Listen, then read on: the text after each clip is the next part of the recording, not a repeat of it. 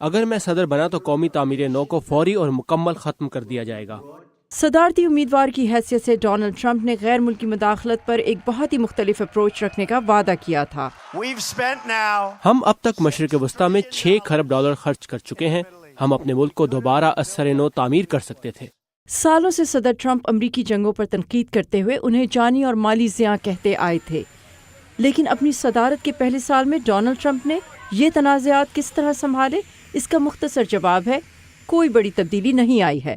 حقیقت میں صدر ٹرمپ ثابت کر چکے ہیں کہ انہیں امریکہ سے باہر طاقت کے استعمال میں کوئی ہچکچاہٹ نہیں۔ صدر ٹرمپ کے منصب سنبھالنے کے بعد سے مشرق وسطیٰ اور شمالی افریقہ میں امریکی افواج 3 گنا زیادہ ہو گئی ہیں۔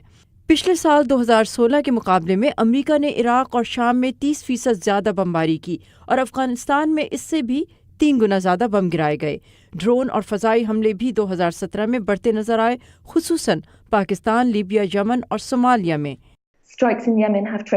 پچھلے سال کے مقابلے میں یمن پر حملے 3 گنا اور صومالیہ پر دگنے ہوئے ہیں۔ اس کی بڑی وجہ یہ ہے کہ ان ممالک کو ایسے مقامات قرار دیا گیا ہے جہاں جنگیں جاری ہیں۔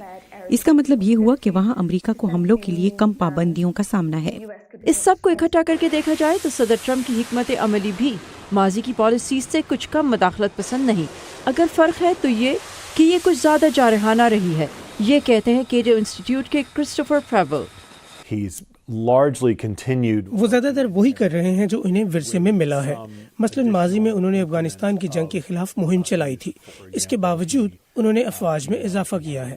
صدر ٹرمپ وہ واحد صدر نہیں جنہیں انتخابی مہم کے دوران خارجہ پالیسی کے سلسلے میں کیے گئے وعدوں کو پورا کرنے میں دقت درپیش ہے۔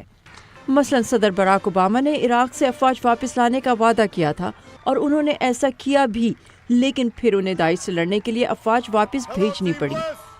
یہ اس بات کی یاد دہانی ہے کہ صدارتی امیدوار خارجہ پالیسی کو لے کر وعدے تو بہت کرتے ہیں، لیکن وہ انہیں ہمیشہ پورا نہیں کر پاتے۔ بل گیلو کے ساتھ صبا شاہ خان، اردو، VOA۔